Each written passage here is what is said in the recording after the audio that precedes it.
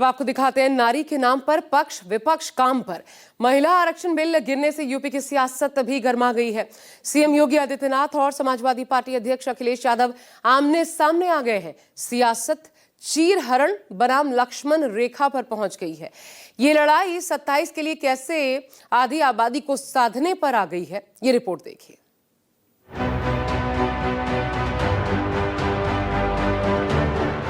यह पूरी तरीके से एक बार उस दृश्य की ओर ध्यान आकर्षित करता है जो भरी सभा में द्रौपदी का चीरहरण जैसा दृश्य था। किस प्रकार की टिप्पणी और गैर जिम्मेदाराना टिप्पणियां विपक्ष के द्वारा की गई और किस प्रकार का आचरण किया गया। जो महिलाओं का हक अधिकार को हरण करना चाहते थे, वो लक्ष्मण रेखा ऐसी खींची विपक्ष ने, उस लक्ष्मण रेखा के बाहर नहीं आ पाई। महिला आरक्षण बिल पर यूपी में घमासान, चीरहरण और लक्ष्मण रेखा तक आ पहुंचा। सीएम योगी आदित्यनाथ और अखिलेश यादव में आर पार की लड़ाई छिड़ गई। जुबानी तीरों की बौछार तेज हो गई। सीएम योगी ने विपक्ष पर तीखा हमला बोलते हुए कहा कि जिन दलों ने बिल का विरोध किया उनके खिलाफ आधी आबादी के मन में आक्रोश है। समाजवादी पार्टी पर महिलाओं के अधिकारों को रोकने का आरोप लगा।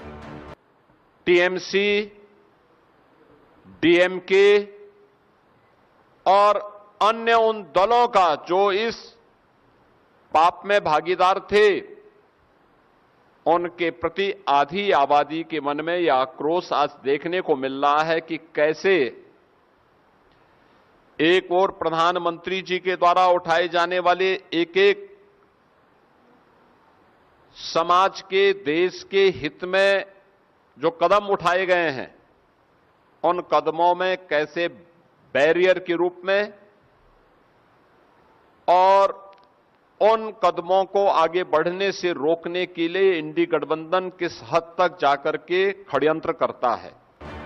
सीएम योगी के आरोपों पर समाजवादी पार्टी प्रमुख अखिलेश यादव ने भी पलटवार किया। अखिलेश यादव ने कहा कि संसद में बिल पास न हो पाना सरकार की बदनीयती की हार है और लोकतंत्र की बड़ी जीत है। अखिलेश यादव ने आरोप लगाया कि बीजेपी जातीय जनगणना नहीं कराना चाहती, इसलिए जल्दबाजी में महिला आरक्षण बिल को लाया गया।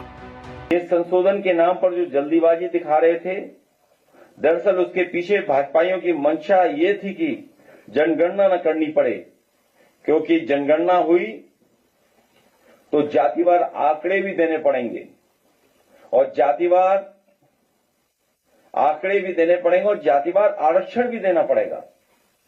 ये भाजपा का एक बहुत बड़ा षड्यंत्र था, जिसमें जनगणना आधारित प्रसीमन को नकार कर पिछड़ी दलित, अल्पसंख्यक व आदिवासी महिलाओं का अधिकार लूटे जाने की गुप्त योजना थी। अखिलेश यादव ने संसद में भी जातीय जनगणना और ओबीसी आरक्षण का मुद्दा उठाया था। मुस्लिम महिलाओं को भी आरक्षण देने की मांग की थी, जिस पर बीजेपी ने धर्म के आधार पर आरक्षण नहीं देने की बात कही। माना जा रहा है कि अखिलेश ने जिस तरह जातीय दाव खेलकर बीजेपी पर हमला बोला, वो 27 का सियासी समीकरण तय कर सकता है। महिला आरक्षण से शुरू हुआ सियासी संग्राम अब 2027 के विधानसभा चुनाव से जुड़ता हुआ नजर आ रहा है। एक तरफ मुख्यमंत्री योगी आदित्यनाथ हैं, जो महिला आरक्षण के बिल को लेकर समाजवादी पार्टी और पूरे इंडिया गठबंधन की घेराबंदी में जुटे हैं, तो वहीं अखिलेश यादव कह रहे हैं कि उनके पीडीए में अब एक का मतलब आधी आबादी भी है। यानी उत्तर प्रदेश के विधानसभा चुनाव से पहले इस सबसे बड़े वोट बैंक को लेकर समाजवादी पार्टी और बीजेपी में सीधी तकरार शुरू हो गई है। अखिलेश यादव ने तुकबंदी वाली 2 लाइन सुनाकर भी बीजेपी पर तीखा तंज कसा। कहा कि हमारे मन में इसलिए रोष है क्योंकि इस बिल में दोष है। हमने माना कि इस बिल में खोट है क्योंकि भारतीय जनता पार्टी की नजर में केवल वोट है। अखिलेश यादव ने आरोप लगाया कि भारतीय जनता पार्टी महिलाओं के नाम पर राजनीति कर रही है और आधा अधूरा बिल लाकर नारी को सिर्फ नारा बनाने की कोशिश कर रही है। महिला बिल के विरोध में नहीं थे, सिर्फ उनके पास शोषणकारी तरीके के खिलाफ थे, जिसकी मंशा खराब थी। अगर किसी काम को करने की सही मंशा होती है तो शंका नहीं होती है। दरअसल ये भाजपा की हार की हड़बड़ी में उठाया गया कदम था। इसके पीछे कोई तैयारी नहीं थी। हमारे बीच इस बिल को लेकर इसलिए रोष था क्योंकि प्रक्रिया में दोष था। हमने माना कि इस बिल में खोट है क्योंकि भाजपा के नजर में केवल वोट है, इसलिए हमने विरोध किया और लोकतंत्र और संविधान को बचाने की एक और मुहिम में हम सफल रहे। अखिलेश यादव ने महिला आरक्षण बिल को 95% पीडीए महिलाओं के खिलाफ भी बताया और पीडीए दांव भी चल दिया। बीजेपी जानती है कि अगर 27 में अखिलेश ने इस मुद्दे को भुनाया तो उसकी मुश्किल बढ़ सकती है, इसलिए बीजेपी भी आक्रामक हो गई।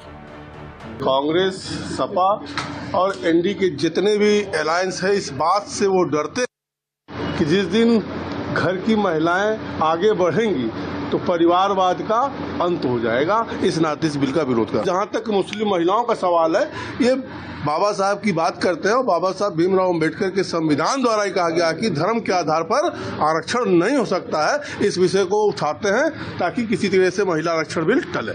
राजनीतिक जानकारों का मानना है कि समाजवादी पार्टी ने 27 के चुनाव को ध्यान में रखकर ही महिला आरक्षण बिल में मुस्लिम महिला और ओबीसी आरक्षण को जोड़ने की मांग की, क्योंकि इससे उसका MY समीकरण साधा जा सकता है। बिल गिरने से अखिलेश यादव अब इस मुद्दे की धार तेज करने में जुट गए।